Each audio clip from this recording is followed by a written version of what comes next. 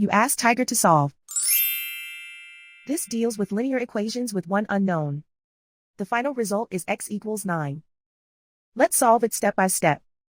Simplify the expression. Group like terms.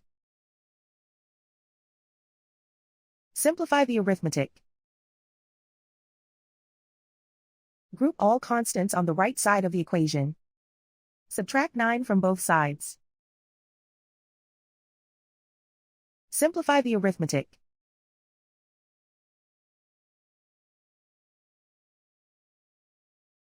Isolate the x. Divide both sides by 19. Simplify the fraction.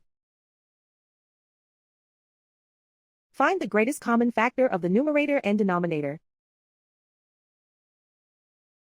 Factor out and cancel the greatest common factor. And so the final result is x equals 9.